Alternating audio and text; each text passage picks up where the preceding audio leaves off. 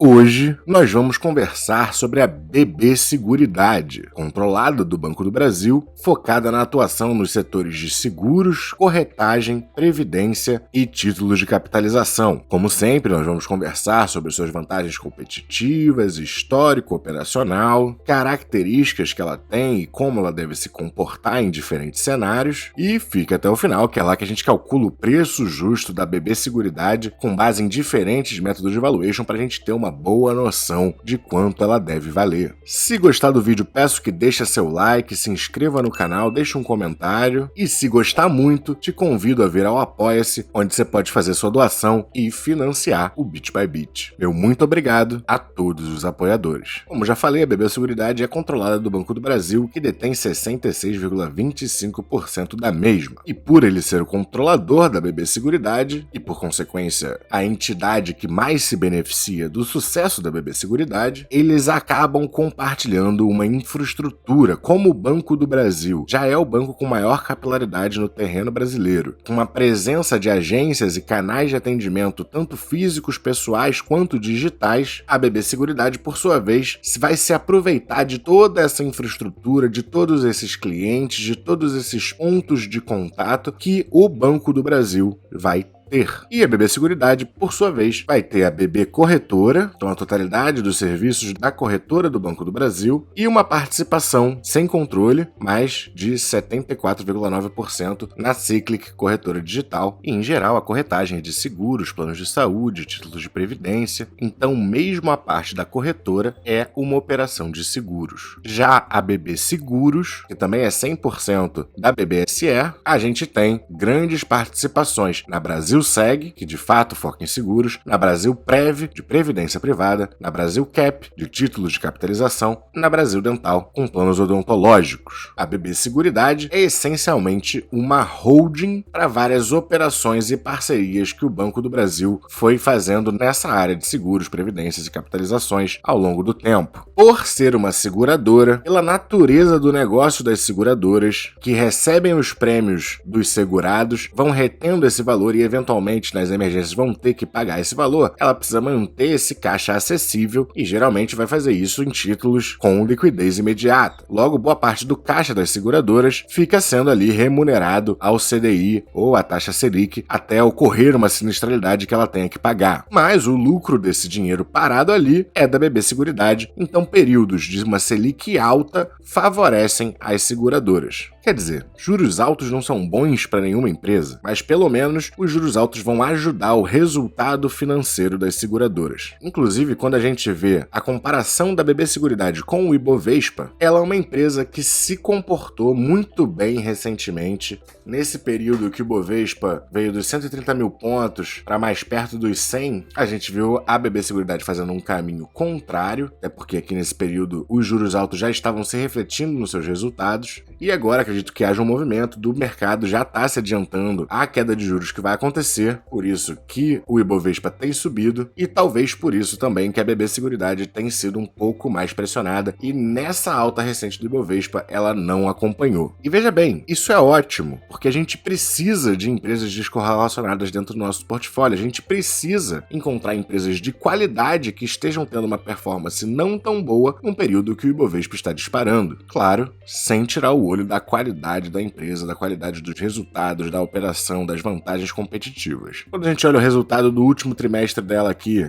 a gente vê um crescimento nos prêmios emitidos, uma diminuição no índice de sinistralidade, que essa diminuição de 16 pontos percentuais é porque no primeiro trimestre de 2022 eles estavam ainda com uma sinistralidade perto dos 45%, que era muito alta. 29% é um patamar mais normal. A Previdência também conseguiu mostrar crescimento de 14% nas contribuições. Os títulos de capitalização cresceram a um patamar um pouco inferior, né? 4% o crescimento das arrecadações, mais um crescimento de 22% nas reservas, e como ela ganha um spread de juros sobre as reservas, é muito bom ver esse valor crescendo. Porém, o título de capitalização, a gente sabe que não é um bom produto para o cliente, e mais à frente a gente vai ver que não tem uma relevância em termos de lucro líquido tão grande dentro da BB Seguridade, então, na minha opinião, é o menos importante. com a capilaridade do Banco do Brasil, fica mais fácil fazer esse movimento de digitalização, de oferta e venda de produtos via canais digitais, especialmente porque o Banco do Brasil já é uma marca mega reconhecida, muitos clientes, presença nacional, um banco antiquíssimo, que mesmo as gerações mais velhas provavelmente ouviram seus pais e avós falando do Banco do Brasil. E por usar o atendimento direto do Banco do Brasil, essa segurança, essa noção de estabilidade é muito importante, principalmente quando a gente vai falar de previdência, de seguros e desse tipo de coisa que são seguros, serviços, seguranças que você contrata a longuíssimo prazo e depende da solidez da empresa. Nesse movimento de digitalização, a gente já vê que, com exceção das vendas do setor rural para o agronegócio, a gente está vendo um crescimento da participação das vendas do digital, 16% no último trimestre versus 13,2% no mesmo trimestre de 2022. Quando a gente olha rapidamente os resultados das empresas dentro da BB Seguridade, a Brasilseg viu um pequeno decrescimento em relação ao quarto trimestre de 2022 no volume dos prêmios emitidos, mas ainda um crescimento de 35% quando comparado com o trimestre de 2022. A sinistralidade, como eu falei, veio de 45,3% em 2022, atualmente aqui nos 29,2%, o que ainda é um crescimento em relação aos 25,9% do quarto trimestre de 2022. No caso, a sinistralidade é a relação, em porcentagem, dos sinistros que eles tiveram que pagar em relação aos prêmios que eles receberam num dado período. Aqui o comissionamento se refere ao custo de aquisição do cliente, então o custo da aquisição dos clientes nesse período foi 27,2% dos prêmios que esses clientes botaram nesse mesmo trimestre. E apesar da gente ter visto um resultado financeiro em queda aqui para Brasilseg, o lucro líquido seguiu crescente, mesmo trimestre a trimestre. No lado da Previdência, contribuições crescentes aqui para o último trimestre, um volume de captação líquida muito grande, de 1,9 bi só nesse trimestre. A receita com as taxas de gestão dos fundos de previdência que ela opera, crescente, muita tranquilidade, um crescimento de 5% ano a ano e de 4% tri contra tri. Na Brasilprev, porém, a gente teve um decrescimento do lucro líquido olhando o trimestre atual contra o último de 2022, mas ainda um crescimento de 9% quando comparado com o primeiro trimestre do ano passado. A parte de títulos de capitalização, apesar de ter um crescimento de 18% ano a ano, ainda é bem menor, 63 milhões, e eu nem espero um grande crescimento, até porque, como eu já falei, não é um bom produto para o cliente. E por final, falo também da BB Corretora, que vem com um lucro líquido bem forte no último trimestre de 708 mil, crescimento de 23% em relação ao primeiro trimestre de 2022. A gente também vê uma pequena queda na receita de corretagem em relação ao último trimestre, mais um crescimento saudável de 19% em relação ao mesmo trimestre de 2022. Quando a gente olha o resultado da BB Seguridade, no trimestre atual a gente vê que 40,2% vem da corretora, 38,5% dos seguros e 18,7% da previdência. Nas despesas gerais administrativas tivemos um grande salto, aumentou em 3 milhões, um salto que não é bacana de se ver, e eles explicam que isso vem decorrente a uma expansão de quadro de funcionários e em razão principalmente do aumento da tarifa anual da Bolsa para a manutenção da listagem das ações e um maior gasto com processamento de dados, incentivo de vendas e promoções e relações públicas. Então, como a gente viu a estratégia de digitalização das vendas dos seguros dando certo, não é uma preocupação grande, mas é um salto rápido. Eu gostaria de ver isso em incrementos inferiores à inflação. Na Brasilprev, a gente vê também uma tendência bem clara de crescimento, trimestre após trimestre, desde o segundo trimestre de 2021 aqui, para as contribuições e com um índice de resgate anualizado não muito alto, geralmente abaixo dos 12% de resgate. E quando a gente olha o gráfico do lucro em relação à cotação da BB Seguridade, a gente vê que de 2013 até aqui 2017 até 2018, ela chegou num novo patamar de lucro, porém a cotação não acompanhou. Para 2019 ela teve um salto do lucro, que dessa vez sim a cotação acompanhou. Aí veio 2020, a gente começou a cair, só que o lucro começou a se estabilizar e a cotação continuou caindo, e agora o lucro já está nos patamares de 2019 e o preço bem abaixo. Além disso, uma empresa de altíssima qualidade que a gente está comprando com um PL de 9,16 vezes, que é o mais baixo desde 2014. Quando a gente olha os dividendos dela, apesar de uma certa estabilidade, se nós formos bem sinceros, não dá pra gente esperar nada muito acima dos 1,90 e poucos, R$2, pelo menos para o futuro próximo. O retorno em dividendos que eu espero seria mais ou menos isso aqui mesmo, dá um dividend yield de 6,4%.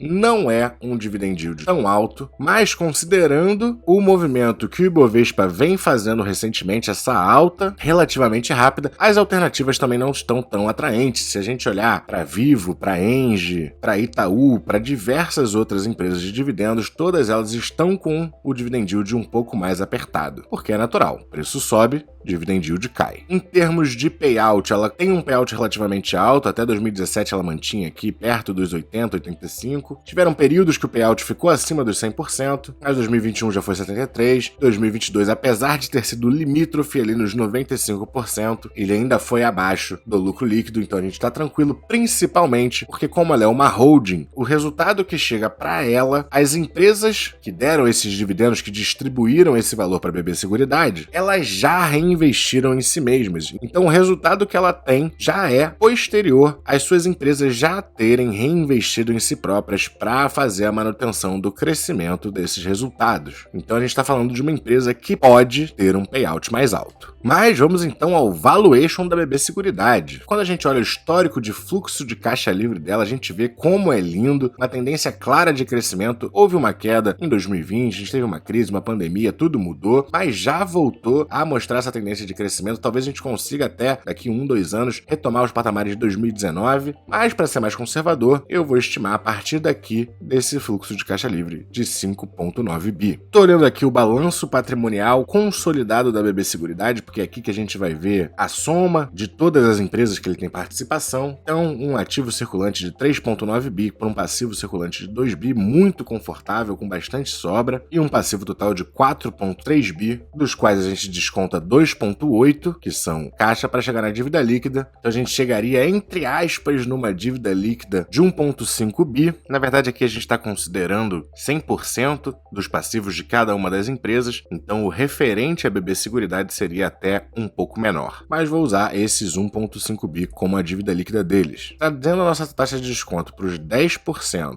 uma taxa de crescimento terminal de 2,5% e uma taxa de crescimento para esse fluxo de caixa livre aqui nos 5% ao ano, que na verdade é até plausível que ele tenha um crescimento maior do que esse 5% ao ano, a gente chega num valor justo descontado da dívida líquida de R$ 53,59. Mas é uma empresa controlada pelo Banco do Brasil, tem os riscos governamentais, apesar de que ela é bem menos suscetível a riscos de interferências governamentais do que o Banco do Brasil em si. Mas ainda assim, merece uma margem de desconto um pouco maior, talvez até uns 25%, e dessa forma a gente tem que abaixo dos R$40 ainda é uma boa compra se as nossas premissas estiverem corretas. Vamos para o valuation de Graham, pegando o lucro por ação de 3,35 dela. Pro lucro, o crescimento anual composto está aqui nos 10,5%, 2020 e 2021 tiveram quedas, mas foi um período de pandemia, de muita sinistralidade, principalmente nos seguros de vida, então totalmente natural, e antes disso a gente já via ela fazendo 7, 8, até 14% de crescimento. Então, pro lucro, eu vou estimar uma taxa de crescimento aqui nos 9% ao ano, com os mesmos 10% de taxa de desconto, e por esse método a gente chega num preço justo de R$ 39,00. Então aqui a gente teria uma margem de erro um pouco menor, mas perto de 20% de margem de erro, né? Pro método do Peter Lynch, ela tem um PL de 9,14. Eu não vou usar esse dividend yield, eu vou usar o projetado, né? Aquele que a gente calculou mais cedo de 6,4. E aqui, de taxa de crescimento, 8, 9%, vou usar 9 para ficar igual ao de Graham. E por esse método, a gente tem que, desconsiderando o dividend yield, ela estaria um pouquinho acima do seu preço justo, mas muito pouco, 1,5% apenas. E considerando o retorno através dos dividendos, aí sim ela está bem descontada. E por final, como a gente está falando de uma empresa de dividendos, a gente tem que fazer os métodos que se pautam nos dividendos. Mas como em 2023 ela já pagou quase a mesma coisa que pagou em 2022, eu vou calcular quanto ela valeria se ela conseguir crescer para 2,20, digamos assim, a partir do próximo ano. Se ela pagar um dividendo de 2,20 ao ano, com a mesma taxa de desconto de 10%, e vou estimar aqui uma taxa de crescimento de 3 a 4% para esses dividendos, acho plausível, vou botar 3,5%, e pelo valuation de Gordon, a gente chegaria que ela tá, na verdade, muito pouquinho abaixo do seu preço justo, um desconto apenas de 1,92%, que o seu preço justo seria mesmo os 31,36%. Colocando os mesmos 3,5% no desconto de fluxo de dividendos, e com 3% de crescimento crescimento perpétuo, a gente vê que só seus dividendos têm um valor presente de R$ 25,76. Então os métodos mais pautados no dividendo não estão dizendo que ela está tão barata assim. De fato, 6,5 ao ano não é um dividendo tão alto, mas quando a gente considera o crescimento, ela parece de fato bem barata. E no método mais importante, que é o desconto de fluxo de caixa, ela também parece bem atrativa. Então não é uma oportunidade tão grande quanto já foram outras empresas que eu trouxe aqui no canal, mas ainda é uma empresa de ótima qualidade a um bom preço. Acho que para alguns investidores pode fazer sentido colocá-la na sua carteira-alvo, mesmo que você não a compre agora. Talvez logo mês que vem, eu imagino que o Ibovespa batendo esses 120 mil pontos, dando uma recuada semana que vem, ela caia junto e alargue a sua oportunidade. Porém, se a gente for bem sincero, o Ibovespa subindo, eu não veria nenhum problema se nessa semana, em vez de você fazer uma aposta na renda variável, você deixasse numa renda fixa esperando a gente dar uma recuadinha. E eu imagino que pelos 120 mil pontos a gente deva aqui dar uma respirada, cair um pouquinho. E renda variável, infelizmente, não é só alta, a gente tem que lidar com os períodos de baixa também. E mesmo em bull markets, mesmo em longos períodos de alta, ainda vai ter um dia ou outro, ou uma semana ou outra de queda. Agora, o Ibovespa, mesmo tendo caído na última sexta-feira aqui, continua num patamar bem alto, continua tendo feito um movimento muito veloz. E na contrapartida a gente tem o dólar, que está aqui nos 4,81. Então, onde eu vejo oportunidade essa semana, na verdade, é para dolarização. E aí, qual empresa vai fazer sentido nesse momento? Vai variar do portfólio de cada um. Gostou do vídeo? Quer acesso às planilhas que eu uso aqui para fazer o valuation das empresas aqui no canal? Lá no Apoia-se, com doações a partir de R$15, você ganha acesso a todas as planilhas, além dos vídeos exclusivos que eu devo postar mais ou menos mensalmente. Espero que tenha gostado do vídeo. Não se esquece daquele like, de se inscrever, de comentar que empresa você quer que eu fale no próximo vídeo. Bons investimentos e até a próxima!